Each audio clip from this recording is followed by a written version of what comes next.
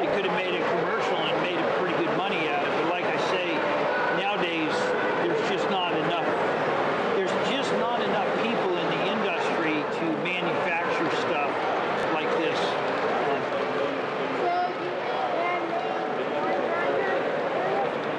And corn grinder, what? I think it's like sand. Well, this is actually ballast from the woodland scenes, plus a few other chunks that just roll down there. It's always interesting when a spider web comes out.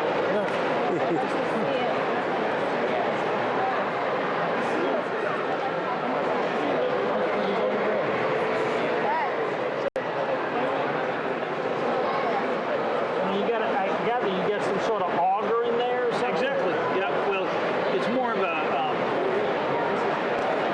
paddle wheel. Okay. The auger would have same idea, thing rotating that Just to push it. pushing Yeah, something out. And then you got your levers in there. The what? What?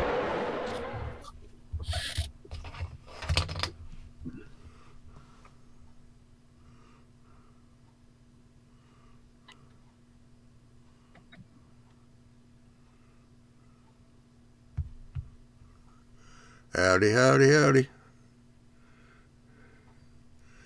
Yep, made you thirsty. And I do have a camera that works if I can find my cursor. I couldn't get to work last night. There it is. Nice to see you, Johnny. Yeah. Yeah. Good to see me too. Where you been hiding? Yeah. He kept wanting to use my XSplit software, not this one. Well, let's see. We got a few people over here in the chat. Let's go back up here and see who joined in. We got Michael, Dave's Hobbies, Tim, Dwight. How you doing? A little wet here in the south today and tonight. Humane City, Ken Amos. Hey, Big Bill. Cool Tropolis. Rob Butler. John 2618. How you doing?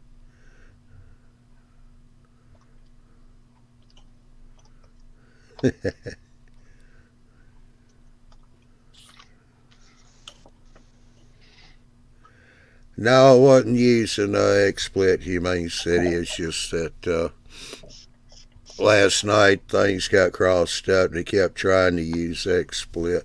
That's the reason why I couldn't get the camera to work. I normally use OBS because of the type of setup we have. Let's see who all we got over here. We got Tim, Ralph, Dave, Chris on the panel. Anybody's got a camera wants to join in on the panel, they can. Butch just hopped in. Here come Lloyd. That's me. Yeah. Well, looks like Lloyd and Dave are working on some kits tonight. Looks like Chris has got a garage sitting there. He might have just finished up on his bench.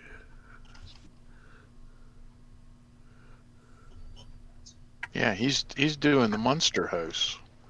Is that part of the garage for the Munster house or what?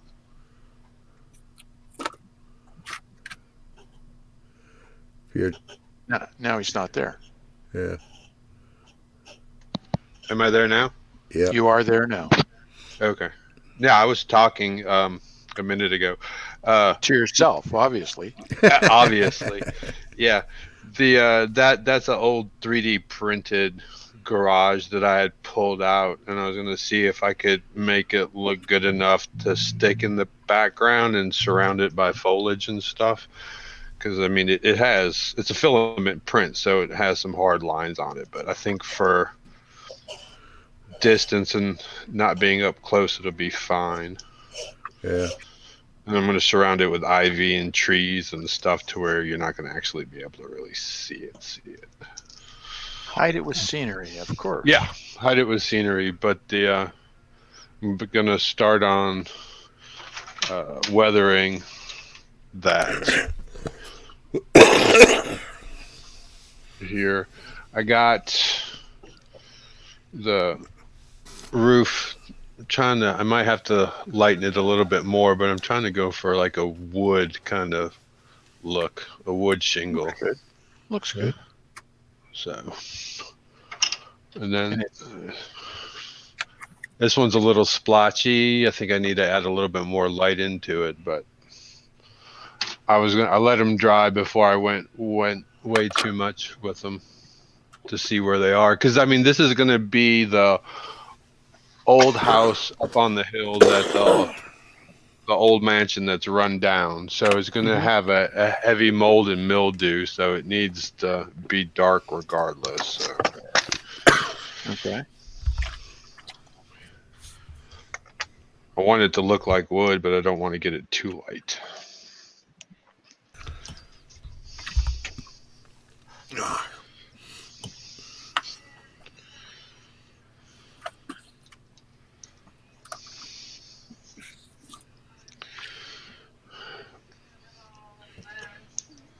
What are you working on tonight, Ralph? I'm still working on N-scale stuff.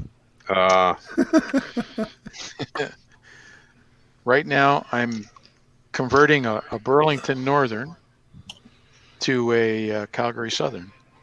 Oh, so in translation, you're going crazy working on N-scale stuff. Gotcha.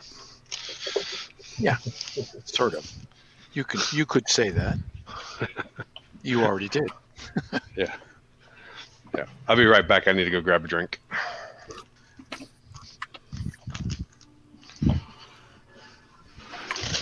You working on anything, Tim?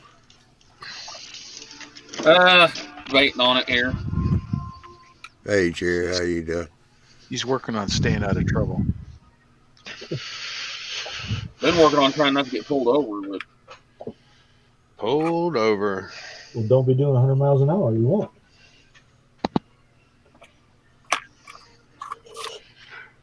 No, it's what happens when you get new toys. You have to play with them.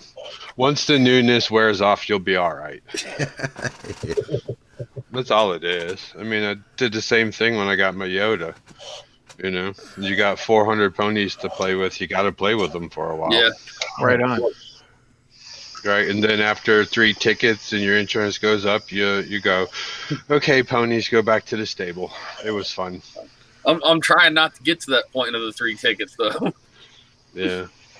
But it's really hard with that accelerator pedal. It's a little touchy. Oh, that, and it's also the fact that the ride that they give trucks now, right? So you really don't feel it. I mean, they drive really nice.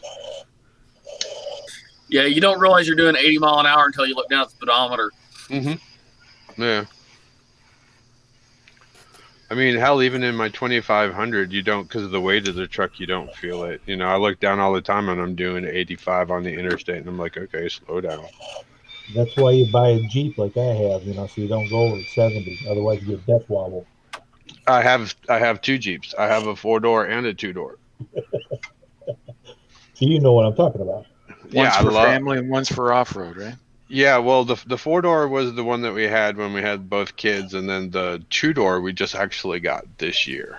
And when we were looking at them and stuff, the kids are all grown up and everything. So my wife's, she's the one who drives the Jeep. So she's like, I want a sports car. I'm like, well, let's get a 2-door one. And I tell you what, the difference between a 2-door and a 4-door and like that, whatever 9 inches of wheelbase is huge. Oh yeah. Huge. I mean, I didn't realize how wild a 2-door Jeep is.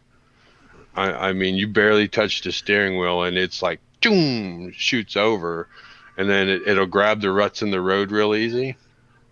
And then on top of that, it's the 8-speed transmission. So 1, 2, and 3 is really, really low gear and stuff. So it takes off like a bat out of hell on top of it. And then I'm used to driving my 3/4 ton truck, so when I get behind the wheel, I yank my wife all around. It's just like, you barely touch the gas pedal and you're flying. You barely turn the wheel and you're doing 90 degrees, so I'm doing like 180s in it, just trying to make a turn because you're used to turning the wheel so much. Mm-hmm. You're used to having to constantly, fight the road, basically. Well, that's the reason why you get a train, so you don't have to have the steering wheel. Yeah, I don't know. I was flipping through, and I think it's a real picture, and it showed a house and it said for sale near railroad tracks, and like there's like 3 feet in between the engine and the corner of the house. It was on one of the Facebook posts today, and I went, "That's real somewhere. I know it is." That's wild. Yeah.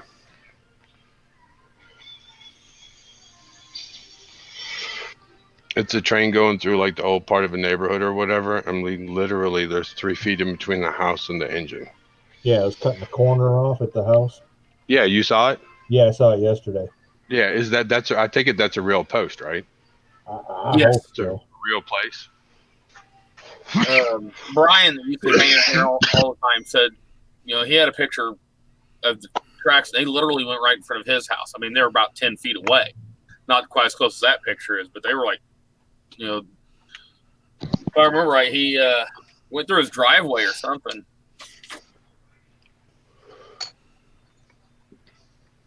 So, yeah, I mean, it's bad enough. The railroad tracks in my town are, as the crow flies, about 3/4 of a mile to a mile from my house.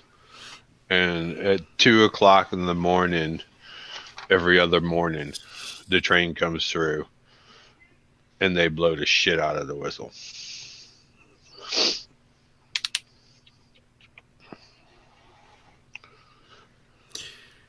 Well, Ralph, looks like we got a good many. You got about 33 watching, a bunch of them in the chat here if you want to make your announcement. Okay.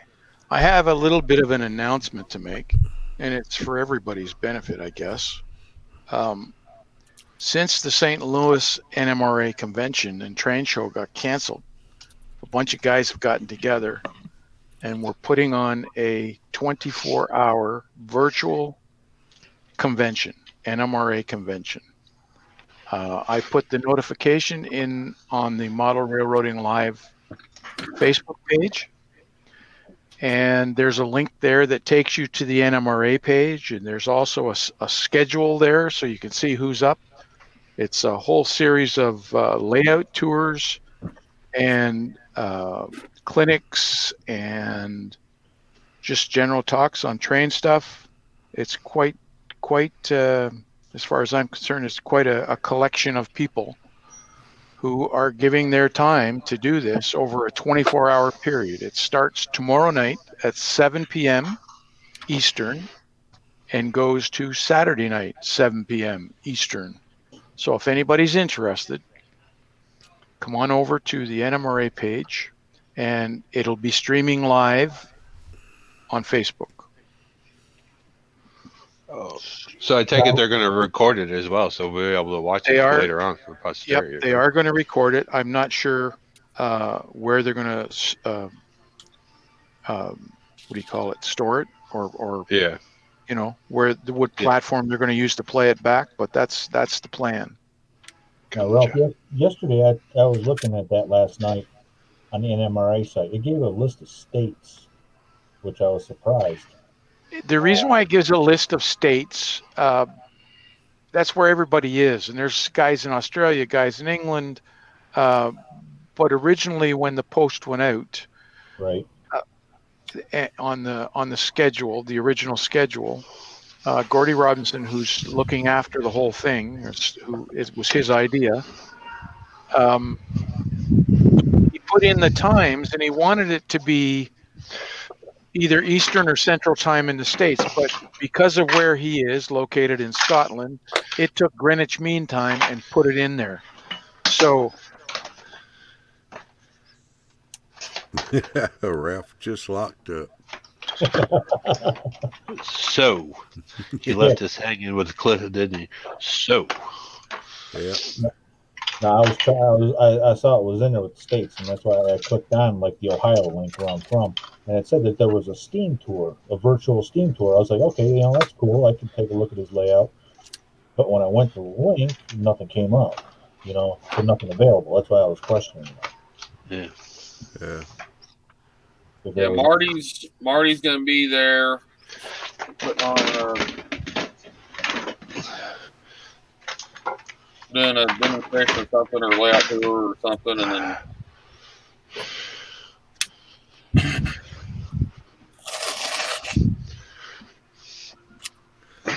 Bill asked, do you need to be a member of the NMRA? No. no. Just go to the link and you can watch. That's it. Don't you have to be a member of their webpage, their Facebook page? The Facebook group. Yeah. That NMRA Facebook page is not an official NMRA page. That's how we're able to do it without their permission. But the thing is, Bill does their not permission. go on Facebook, so you won't be able to. Yes, you will. Anybody can go on that page. That's what I'm telling you. It's not an official NMRA site. And It's not the anybody, elitist. you do not have to be a member to go on that site and watch this this virtual hobby thing. Yeah, you don't have to be a Facebook member or an NMRA member. It wouldn't hurt. It wouldn't hurt to join that group just for the hell of it. You want to, take your membership out afterwards. You can. Yeah, I think actually I already belong to that one. Yeah, Chris, you need to move your microphone. You're getting a lot of hurricane. What'd you say, Andy? I'm sorry, no, that was me blowing in it. That was Gentlemen, Andy. Ed Ralph, that's right. Yeah, and you use the term loosely. I know. Yeah, you gotta be generous. Hey, Andy. What's up, Lloyd? Okay, did you get my message, by the way? Probably. Oh yeah, I did yesterday. I've looked at that thing. It's actually really interesting. I've got to do a little Look at more it. dig. No, throw it in the garbage. Ralph already looked at it and said it was not good. I know those things concern me. The multi-purpose devices. Generally, I'm not a fan of multi-function devices very much per se. Like I never liked VHS and DVD player combinations. That's always problematic. I think you're much better off to buy a VHS and a DVD player independently and connect them up. And I have the same opinion about others. Like, I've got an independent 3D printer. I've got a CNC. The black bit of my laser cutter. They're very different devices. I mean, ultimately, they're they're ultimately CNC formatted devices. You use the same software to drive them to some degree, but yeah, but CNC works differently than 3D printers because like 3D printers work on Z up where CNCs work on like Y up. well, and the difference is when X and Y are generally are flat. The difference is 3D versus 2.5D, quote unquote 2.5D. So the way you generally think in laser cutting is a 2D plane that you also add just straight up and down depth to. And all you're talking about there is cut straight. So when you're talking about a CNC, you're drawing in a two-dimensional plane. You're just telling it to how deep to dive the bit or how hard to run the laser.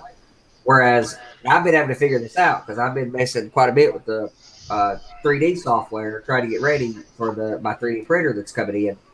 I mean, I've already got the resins. I just haven't got the 3D printer yet. But I've been playing with some of the software, and I've got a bunch of models pulled up that I've been messing with. And it going from 2.5D to 3D is a pretty massive mental transition to make.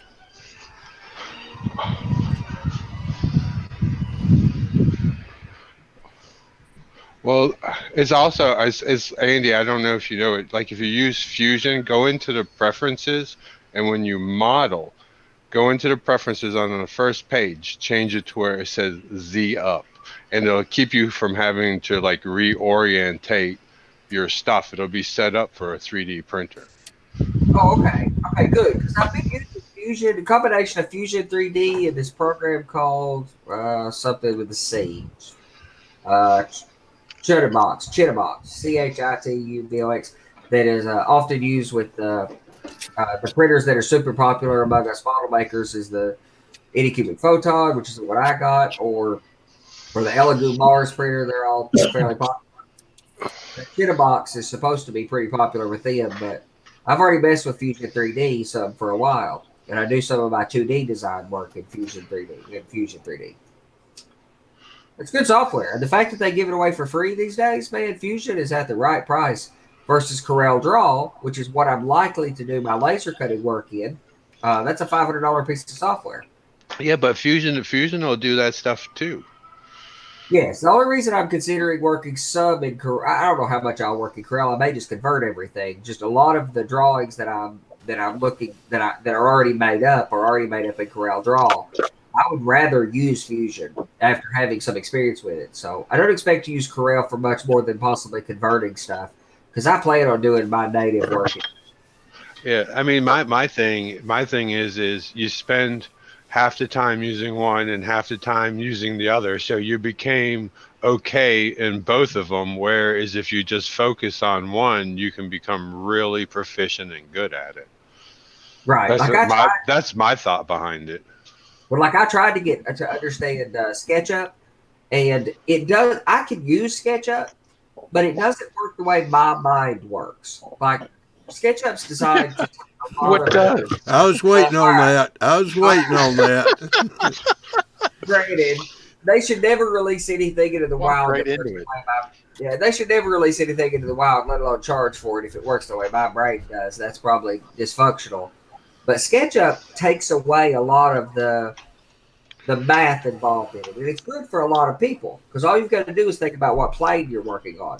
For me, it is so hard for me to reverse what I'm trying to think about with where things are spatially, try to figure out how it correlates to some other thing. So for some people, and a person should play with SketchUp. I mean, it's worth trying to see how your brain works and what works with you. All right, Andy, well, I was playing with it this morning with Miles, and there's a big difference between the free version Yeah, and the paid version. yeah, the plugins. There's a lot of stuff you can't do with the free version. That's right. Well, the plugin support alone, just the plugin support, makes paying for SketchUp a virtual certainty for us model makers, unless you want to use multiple pieces. Miles is spectacular, though. I mean, he's well tuned in SketchUp. He's really good at it, and it's all about how your mind works. You know, which one correlates with you better. And I could work with SketchUp. I could. Well, Maybe it helps that Miles is well versed in Corel and a few others. That's a big help. And they work in 2D, whereas SketchUp works in 3D.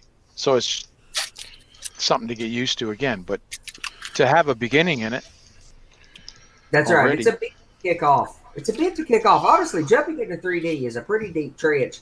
It's a pretty big jump, regardless. I've always worked in 2D. Went to school for architecture many years ago. Working in 2D, where you're working with a house plan, it's basically cut off at the 4-foot level of the walls. That's not as complicated as it seems. To be an architect is more art than it is the actual function. But you got to learn a lot of spatial awareness to do 3D. All right, I got a question for you, Andy. This from John 2618. It's not quite as brainy, though. You said, Andy, did you see the new scale trains, Northwestern SD45 Bicentennial? No, I hadn't seen the Bicentennial paint on it. I have an SD40-2 from Scale Trains, and I've got two more of the high hoods, one in Norfolk Western, one in Southern livery, on pre-order. Which those have been pushed due to the world collapsing around us. So I don't know when I'll get them. Maybe late this year, but I'll go look at the Bicentennial. I'll have to go look at when. Well, they would have run it in 1976. I don't know. He said it was announced today. Oh, cool. That's why I missed it. I don't think that still would have been around in the late 80s when I'm modeling. I do really love the Bicentennial schemes, though. But I think they repainted that locomotive by 80 or something, probably. I got to go check it out, though. It's a beauty. Probably have.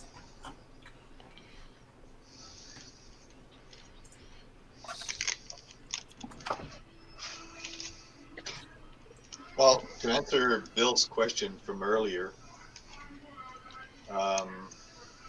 Bill had a Bill, I'm question. building a Boilermaker beer and ale. It's going to be, this is going to be the initial brewery of my big brewery. So it's Ooh, going to that is become good. like a museum.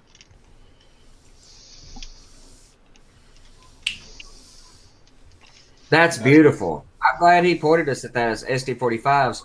They had the 45s out a little while ago, but they only had about those four paint schemes in an undeck. And now they've come out with the SD45 in Norfolk and Western Blue and in the Bicentennial, Conrail, BN, and that Santa Fe junk, if you're Mark. But SD45s, everybody loves the 40s, the 40-2s, and so do I. But the 45s were very prevalent, and their high hoods, which was prevalent on my line. Not all of them. Not all of them. No, most of them were. I mean, the paint schemes that they have so far, like 8 or 9 paint schemes that they've got, the only one that's in the high hood is the N&W locomotive. They were supposed to, or they had said, not mainstream announced, but on one of their YouTube videos or something like that, somewhere not in the mainstream publication, they had said initially with 4 paint schemes and an undeck, and with later to come Norfolk Southern and Southern high hood variants in the long nose forward. I think it's really exciting that they're coming out. Yeah, I'll have to pre-order one of those. They're not coming out until 2021, though. What kind of glue you using on your kit, Dave? Just our Aveen's wood glue.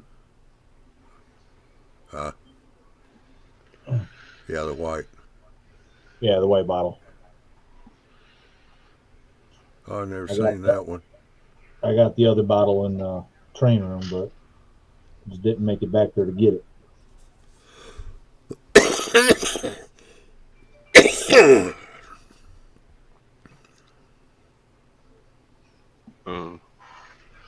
Shane We've all Strange, spent that too thing much. said that North and Western hired blind engineers. LOL.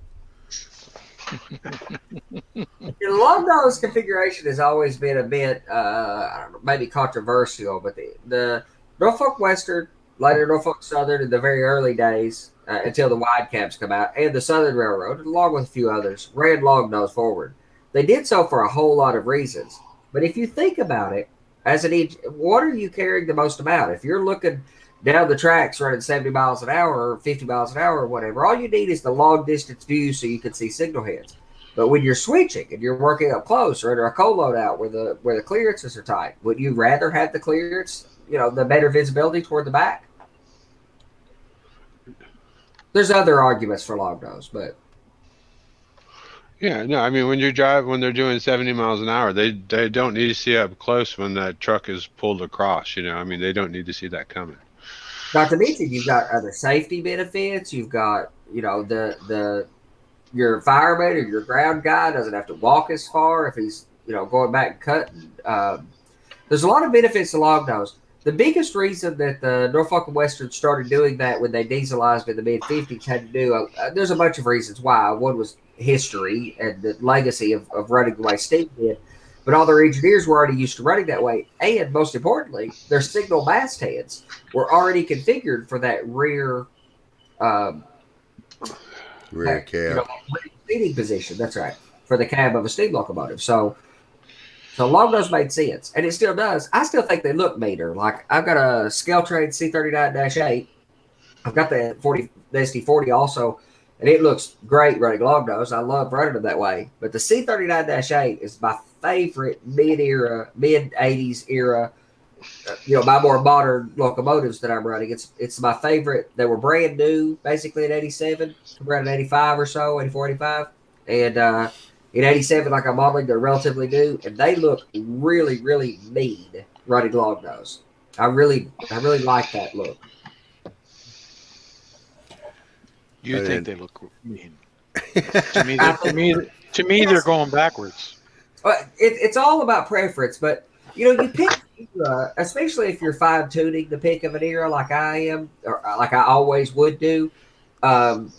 I think everybody's picking a month, whether you do so knowingly or not. You're picking a month because as you scenic your layout, everybody but Lloyd couldn't make his mind up, so he's modeling 4 months, but throughout the year. But for the most of us, we're modeling one specific month of the year, and you need to do that for a couple of reasons. Scenic is one of them, but also, especially in commodity railroading, like in the coal industry, you can't model October and April on the same layout. They're very different operationally. Railroads do very different things in October than they do in April. Very different trains. I mean, it's a very different schedule. Hey, Ralph. But you're actually picking a year too, whether you realize it or not. What does it matter if the engineers are blind which way it's going? Exactly. Well, they complained about some of them. I think it was the Dash 8s. They said they designed them in a equal for either direction configuration. What the engineers called them was equally inconvenient whichever way you go or whatever. They were just equally inconvenient. Put the cab in the center and be done with it. There's a few that are like that. Europeans did that a lot more, and they did some, especially the Australian. Yeah, but what they did when they did that, they had 2 engines, and the cab was in between both of them. What I've seen, they have the Alligator that's somewhat famous, and then they have another one that is a center cab, and there are a few U.S. prototype center cabs, like 44 tonners or 70 tonners. Yeah, but they're small. But what I like of the Europeans, especially of like Marty's V-Line that he's modeling, I really love that one that basically looks like an E unit that you backed 2 of them together real quick. I really love that locomotive. That's a beautiful locomotive.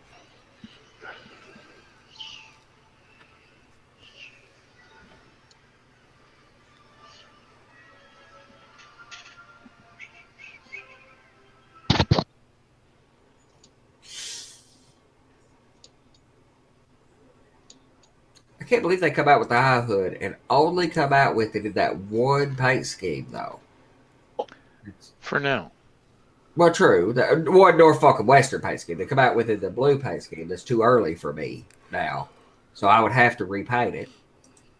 I would buy that particular model, though, because then it's already detailed and configured for long nose forward, has the horn on the front, all that other jazz.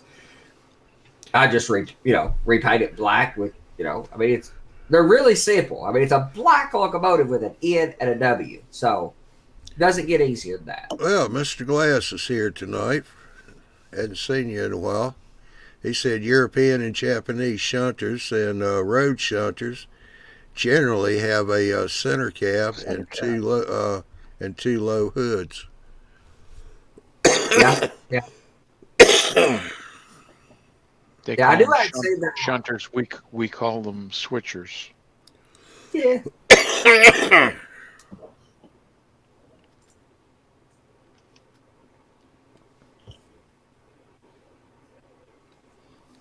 I guess I like some of the center cabs, but I'm not a big fan. I know there's several even in our group that are a big fan of like SW 1200, SW 1500s, for example.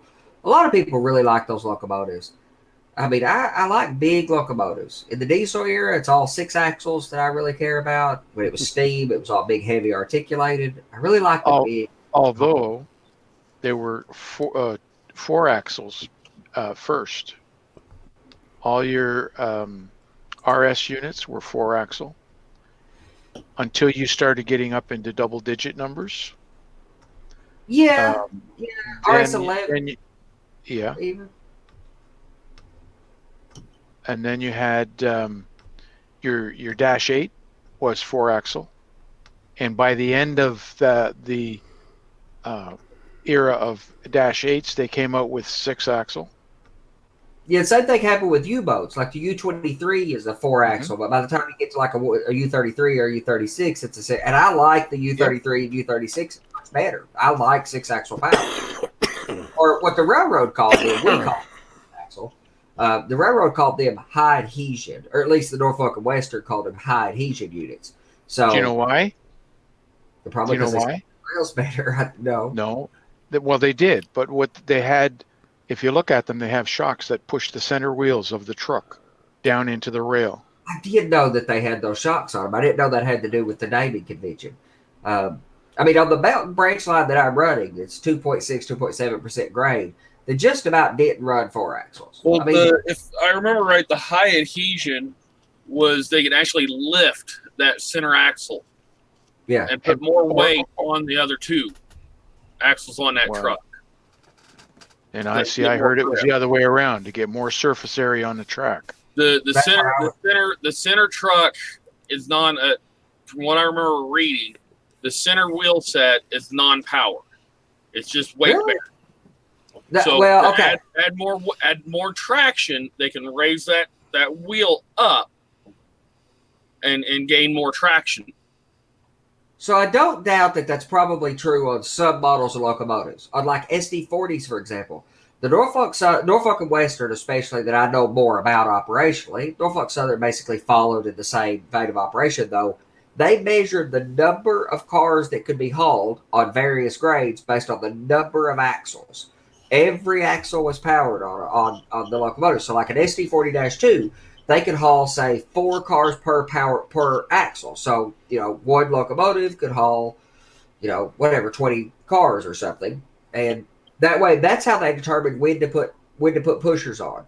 So on a certain section, they wouldn't rate it by grade, by pulling force, by tonnage. It was 70-ton or 100-ton cars. It was number of cars per axle. And I'm doing the same thing. I'm just cutting that in fourths, basically. I'm just doing a car per powered axle. So, like everything else on my railroad, everything is selectively compressed 1-4 effectively. The distance of my line, 41 fast clock, length of train. Well, we can all go now. Chris Reed's here. He hasn't been around for ages. Yeah. All right. You sure somebody just hasn't broken in and crashed in? And That's using probably his one of name? his kids. Got his computer. And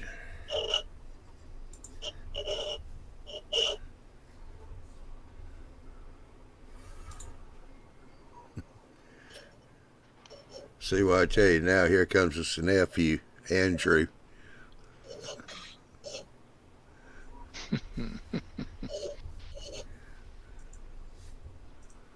Here, I'd like to share this because this is probably the most, as the Brits say, fiddly piece of work that I've done. Oh, the wind vane. Yeah, That's pretty fiddly. Wow. that was redunculous. I mean, it came all plastic and everything, but the detail kit, it looked so much better, and I actually got them straight. Is that info? Yeah. Yeah, I mean, I couldn't imagine doing that in N scale. That would be impossible. So, but anyway, I'm sorry, pat myself on the back because I'm pretty proud of that piece. Wow. Who'd you find that through? The kit is just a regular model kit that my wife picked up for me at the hobby store for Christmas. Okay. And I went looking online. I just did a photo etch search, and there's a guy called Cult TV Man, and he makes detail kits for like this one. I think he has like the Bates Motel as well, a couple other fancy houses or whatever, and they come with a sheet of photo etch. I still got the gate and the top of the gate right there, and it comes with actually a hinge so that you can make the gates swing. And it came with a resin wall. I had to actually boil them though, heat them up and straighten them out. They weren't straight. I don't know if just from getting demolded and thrown in a box or sitting up or whatever, but they weren't. I mean, their detail or whatever is good, but the actual just straightness of the 2 posts were kind of twisted, so I heated them up and flattened them out. So the consequence of resin. Resin is the problem with those old the kits that later become Cornerstone kits. I think it's Cornerstone. Were all originally those Magnuson models that were resin. I prefer the Magnuson models. I would rather have them. I think the detail is better personally, but you have to deal with consequences. They don't glue well. You've got to use epoxy or diluted epoxy, and they always warp. Always. Yeah, well, this one, I had grabbed them and I had primed them, and then I had set them down, and I went, "Damn, I should have paid attention to it first." So when I heated it up and straightened them out, and then I put them under weights to let them cool off or whatever, there was a little stretching and twisting or whatever. So I found limitations of this primer, but I really like this primer, Ralph. I really do. Sino Red? Yep. Yeah. Oh, it that's is just nice. the PCs. That's It's good. hard. It's hard to clean out of your airbrush, though. It is, but I don't have a problem with that because I'll just take one of the cheaper airbrushes that spray decent and just make that a primer gun. That's a good Right. idea. I'm all over that. So could I use? I've got those single action, couple of those single action guns. Would that be? That's fine for primer, right? Here, this is the one I'm using for primer. It has the biggest cup on it, so you can actually prime a whole model, right? Because you're going to do everything all in one coat. You're not using multiple colors, so a bigger cup works for me. Is that valve underneath to control your flow? Yeah, this is the flow control, so Yeah. I can actually set this to a specific. So with the primer as it naturally comes, I It's kind of also thick. have. Yeah, but I with this nozzle all the way open and spraying at 16 psi, it sprays fine, and I have minimal tip dry. It happens a little bit, but I mean that's just the nature of airbrushing. It's something you have to deal with, so you keep a Q-tip to keep the tip Take it up sponge. to about 20-25. You'll find it sprays even better. It sprays even better. Okay, I'll try that. Yeah. Really? Just for the primer, though, right? No, so I found people argue Primer a lot only. about.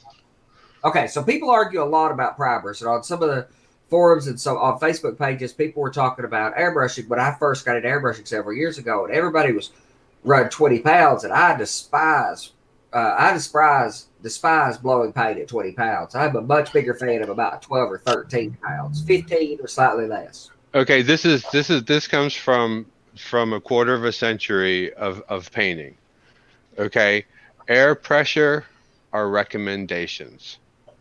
Okay, a lot has to do with the speed of your hand, the speed of your finger, the distance, the consistency. Okay, you can do the control you have, but you can do drip tests, right? To where you can start mixing more consistent by dipping a stick, okay, and then it runs off, and then over a 10-second period, count the drips, okay, and 7 drips, okay, is much thicker than 10 drips. Yeah. Right, and that makes a difference. So you can do. They actually have a name for that test, and I don't remember what it's called. I have to ask the auto body guy next to me about that because he's gave me Drip some test. direction on this too. Yeah, drip test. But that makes a lot of sense to me because much of what I'm spraying is quite thin. I don't do, exactly the dirty water. I mean, I would when I'm fading cars like Ralph recommends. That totally works. But I paint with pretty dilute paint. I would rather put more layers on and be patient. And because I'm spraying such thin paint, the vast majority of the time, I like spraying at as low of air pressure as I can make it flow with.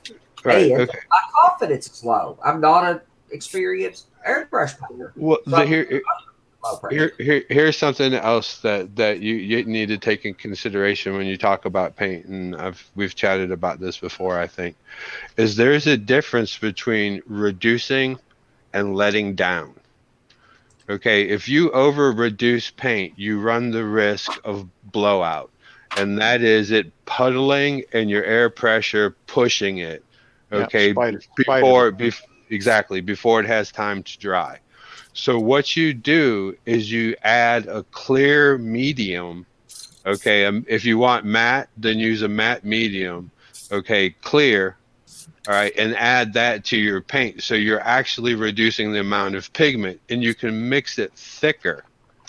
Okay, and I'm not talking like syrup goo or anything, but you can mix it a thicker consistency, make it easier to spray, and you get the same effect, okay, of having to add a number of layers to get the coverage because you're thinning the pigment out, but you're not thinning the paint out, or you're not over thinning the paint out.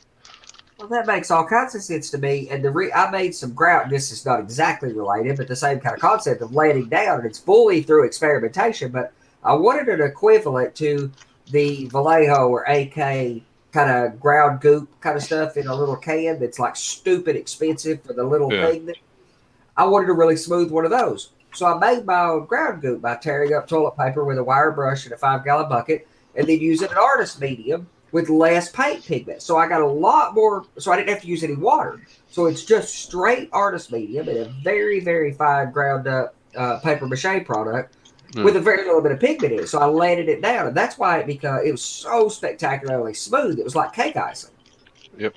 But you let it down instead of over reducing.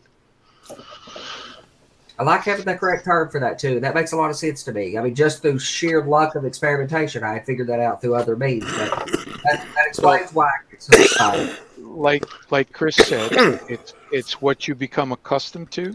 It's a recommendation, not a rule. Mm-hmm. When I thin my paint, it's roughly 60-40. 60% paint, 40% thinner. And I look for the consistency of milk. For paint. For paint. And yes, apply it in thinner layers. But I'm not thinning it down, so I have to do thinner layers. No, you can spray with the airbrush thinner layers because you have the control that goes with it. Right. So and that has a lot to do with it is the experience. And something else I have to say about when you airbrush and you paint is try and stick with one paint line. Okay, I see a lot of people out there, they have a little bit of Vallejo, they have a little bit of Tamiya, they have a little bit of this, they have a little bit of that. Okay, and the thing that goes with that is most paints will eventually work together without any major problems on the scale that we use it with. But it's more for the control of color, because now you can use a color wheel with that line of paints and know how to adjust that because of how their pigments work.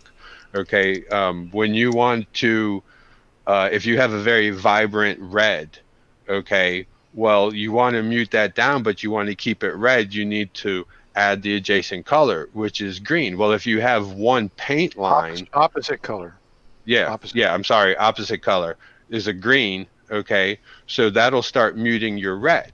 Well, if you have the same paint line, you can use a color wheel to help identify which color to use and how much to use in order to get the result that you want. It takes the guesswork out. Whereas if you use this red from this company, you don't know if this is the green that you need, right? Is this pigment going to do what you want it to? Is it going to turn it to a grayer tone, or is it going to turn it to mud? Right? That's why I'm committed to Vallejo, and it's mostly on Ralph's recommendation because he's already. Hang on. My go-to paint is Tamiya, not Vallejo. I'm sorry. That's what I mean. I was a Vallejo guy. Sorry. I started out with Vallejo because it was easy to get. And I moved to Tamiya because I could just ask Ralph his opinion about it because he's around and just waiting to give me a hard time anyway. So why not, after he gives me a hard time, get his opinion on paint? And it sprays better. Mixes with alcohol. I do like having the Vallejo paints for brushwork. Like on wood brushwork, Vallejo is doggone spectacular for brushwork. Well, and which is fine. And I'm not saying be a paint snob and only have one paint line. But what I'm suggesting is when you start mixing your paints, that when you're trying to adjust your colors, you don't grab the Vallejo and add it into the Model Masters or into the Tamiya because you think it's the green. Anyway. Yeah, exactly. You're going to have bad results when that happens.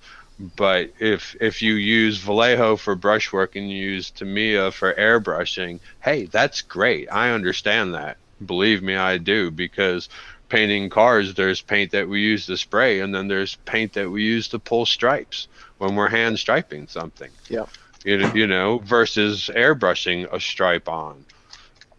Yeah, the viscosity is different, and it Yeah. works in the brush differently. And I Mhm. have to, as a not that experienced painter, I have to depend on the tool doing much of the intelligent work for me. If you're a very versatile painter, my instinct is that you can overcome most of the oddities or shortcomings of these things. Not to mention, mixing the paints becomes so problematic, especially with like Vallejo, because the only luck I've had with Vallejo is using Vallejo thinner. I don't have any luck using any other thing, but I mean, I could use water in it or windshield washer fluid, but it works so much better with Vallejo thinner. Whereas I could just throw alcohol in. You can't put alcohol in Vallejo paints. No, it is, man. Don't put that in your airbrush for sure, but don't even try it on a brush. It coagulates or Turns into whatever. jello. No, you can use alcohol to cut the styrene out of your airbrush, but you need to use airbrush cleaner to cut it out when you use Vallejo paint. Otherwise, you get chunks in it that'll never come out your tip. Yep.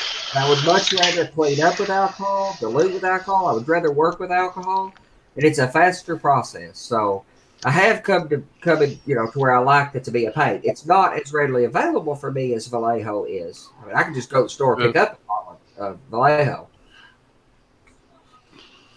So, and if you do find yourself using a number of different products, make yourself a chart.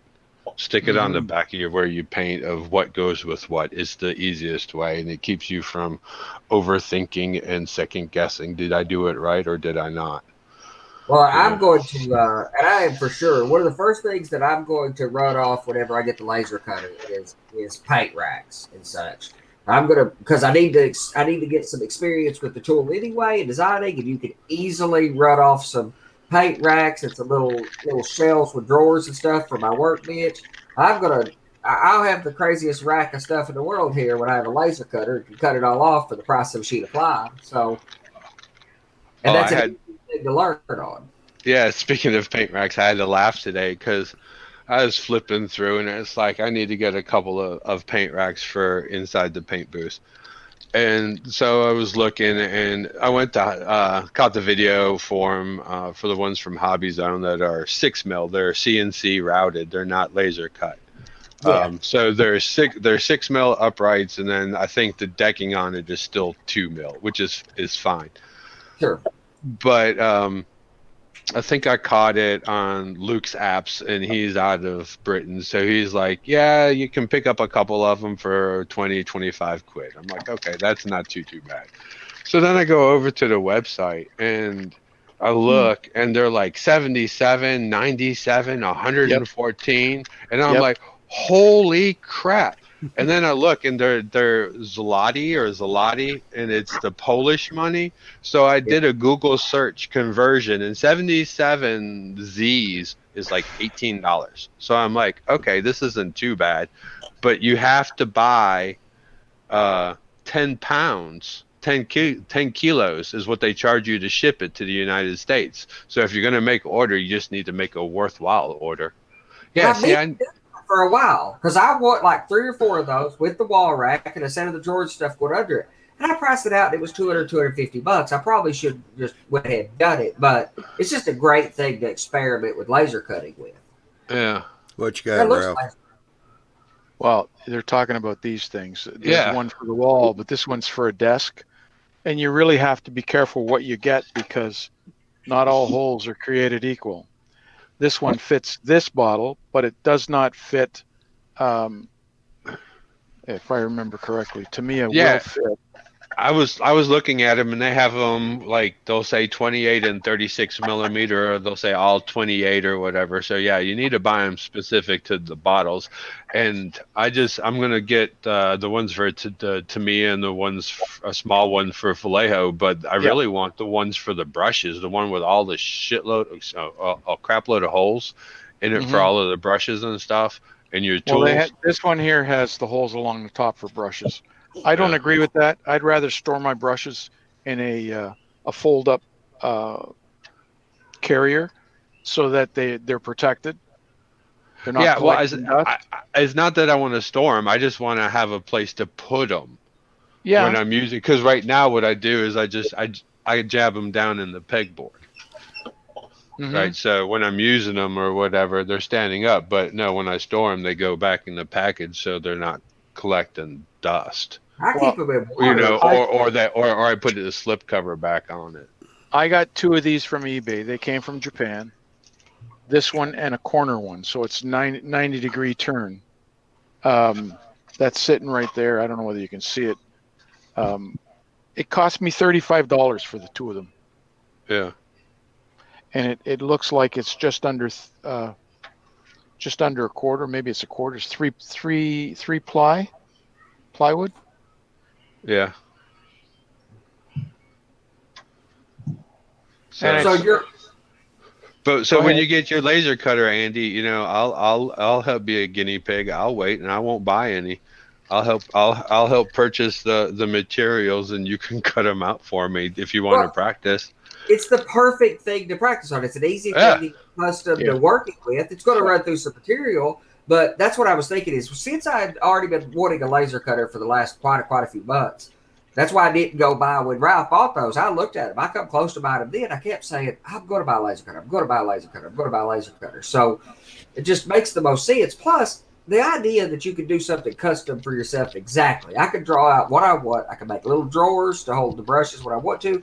I can make a little holder that'll hold my jar because I like keeping the brushes just in water, for a while. I'll take them out. If I haven't used them in a couple of days, I'll take them out, dry them off, and stick them in something. But if I get in the mood to paint the weather stuff, I'm likely to use brushes day after day for a while. Yeah. Well, we got any last thoughts? Because we done hit an hour. Looks like Dave's made pretty good progress on his building there. Yeah, so far so good. Well, Sam looks like he's been waiting to ask a question. You Oh got, no, I'm just hanging out. huh? I'm just hanging out. I got 4 flip machines though. There you go. Ah, So Cool. I'm gonna use those to. I'm gonna power hopefully every turnout with that, but it's gonna be hard. So it's Why is something it, new that I've never done before. why is it going to be hard? Price? That and I don't exactly know how to do it without blowing up my system. Because yeah, Follow the diagram. Tortoise machines are so easy. okay. All you need is a 12-volt power supply that has minimum, I think it's 1,000 milliamp, up to 1, and you're good to go. I have 36 of them running off one little wall wart right now. You don't want to put too terribly much power there. And I say, like, I've talked about using servos before, and I've designed a machine as a side note, too. I talked several times on the nightly chats talking about using this Nitinol wire or memory wire to make machines. That's already been invented, so there goes my patent application called a Mira motor, and it's a Nitinol powered servo quick. Basically, that's what I'm going to build. But if you're not into the cranking them out by yourself or something, man, you cannot go wrong with a tortoise. They're absolutely rock solid. Yeah, so I'm torn. I have a what is it, a Tam Valley Yeah. system that uses the servos. I have those, and I also have 2 tortoise machines, and it's like I'm torn back and forth. Yes, the tortoises are kind of more expensive initially, but the setup for them is a lot more simple. Yeah, And it is. the The Tam frog, Valley. the frog powering is built right into the tortoise. So Yeah, like I every said, time you switch it, just yep. yep, it's a lot simpler. So you're getting, I guess, more bang for your buck. So is it really by the time you buy all of the stuff and then you buy frog juicers and everything else, you still spend that much money. So But you don't. Feedback. Yeah, exactly. With the Feedback. tortoise, you don't need a frog juicer. exactly, that's what yeah. So But you needed a coder or, some mechanism No, to control the DCC. No, you Well, I don't. mean, I'm gonna use. what? you I can use put a tortoise switches. on a switches. I use switches right at the turnout. Well, sure, but I mean, if you have like a lot of us that are operators, if you're going to have a dispatcher, you're going to have on a modern railroad, you're going to have hydraulically controlled turnouts. So dispatch panels are basically a requirement if you have to do dispatcher-based operation. You've got to have those turnout control, but not everywhere, not on every railroad. It's just No, but you can set up multiple controls. But you Really? can. You're gonna start that discussion now? No, because we're at the end of the man. show. We're at the end. This should have started an hour ago, Yeah, Andy. we're when you first done. popped on. Well, we're done for tonight. So Save it for next week. Same time, same place. We'll next pick this up. next time I'll go with not last thoughts, but short last thoughts. There you go. So just a reminder, take a look on our Facebook page, Model Railroading Live, and see the NMRA virtual convention link, which starts tomorrow night at 7 o'clock. Goes for 24 hours. So you'll get to go to a convention, won't cost you a cent, and you don't even have to leave the comfort of your own home. Yeah, but the only problem is I don't have any smoked ribs. That's not my problem. That's a rough trade-off, right? Yeah, it is. And Andy, I already sent you an invite to that this morning or last night. I knew I got one. Yeah, I've got. I'm all over that too. I don't know if I can make it through 24 hours straight, but I ain't gonna be able to. No, I'm going to go buy a fresh can of coffee just to see if it's possible, and I'll try to hang on as long as I can. But I don't see me making it 24 hours straight for anything. So you take a look at the schedule. You set your alarm for a certain time, and there you go. Absolutely. Bob's your uncle. Bob's your uncle. Bob's not my uncle. No, Bob. I know Bob. Bob shows up on this channel, and he is not my uncle. Okay. Are you sure? All right. Well, let's No, swap Bob. yes. Well, we'll swap sure. Bob for Scott. See, I could go. Scott's my uncle because we're both gingers, so that's cool. I'll take Tyco. All right. Y'all have a good weekend. Appreciate everybody coming in. Good to see everybody on the panel tonight. Good night, Johnny. Yep. Y'all have a good weekend. And we shall see you next week on Thursday night. Right on. Bye. Stay safe, guys.